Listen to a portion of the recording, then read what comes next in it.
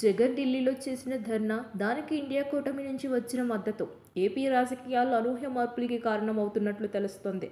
వాస్తవానికి జగన్ అధికారంలో ఉన్న సమయంలో ఎన్డీఏ ప్రభుత్వానికి అవసరమైన సమయాల్లో మద్దతుగా నిలిచారు. ఇప్పుడు రాష్ట్రంలో టీడీపీతో బీజేపీ జత కట్టడంతో జగన్ కూడా తన రూటు మార్చారు.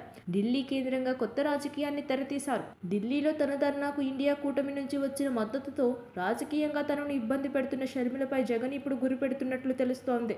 ఏపీ అసెంబ్లీ ఎన్నికల్లో జగన్ ఓటమే లక్ష్యంగా పీసీసీ చీఫ్ షర్మిల వ్యవహరించారు.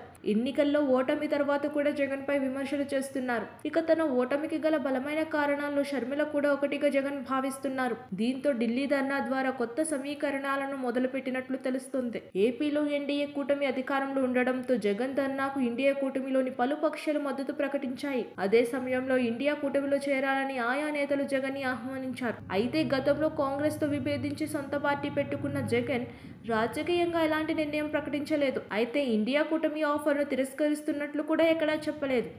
దీంతో జగన్ కాంగ్రెస్తో సంబంధాలపైన పునరాలోచన చేస్తారా అనే చర్చ రాజకీయ వర్గాల్లో జరుగుతోంది. ఇక రాజ్యసభలో జగన్కు 11 మంది ఎంపీల మద్దతు ఉంది. జగన్ మద్దతు రాజ్యసభలో ఎన్డీఏ ప్రభుత్వానికి అవసరమే. అయితే తన రాజకీయ ప్రత్యర్థి టీడీపీ భాగస్వామిగా ఉన్న ఎన్డీఏకు జగన్ మద్దతిస్తారా లేదా అనేది స్పష్టత రావాల్సి ఉంది.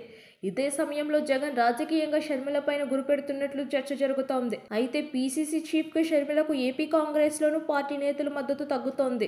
ఇప్పటికే పలువురు షర్మిలకు దూరమయ్యారు. ఏపీలో జగన్ తమతో కలిసి రావాలంటే ముందుగా షర్మిలకు బ్రేకులు వేయాలనే చర్చ ఢిల్లీ వర్గాల్లో మొదలైంది. దీంతో షర్మిల విషయంలో కాంగ్రెస్ ఎలాంటి నిర్ణయం తీసుకుంటుంది అనేది ఆసక్తికరంగా మారింది. రాజకీయంగా జగన్ జాతీయ స్థాయిలో ఇండియా కూటమితో కలుస్తారా లేదా అనేది ఆసక్తికరంగా మారుతుంది. షర్మిల వ్యవహారంలో కాంగ్రెస్ నిర్ణయం కూడా జగన్ ఆలోచనల్ని ప్రభావితం చేసే ఛాన్స్ ఉంది.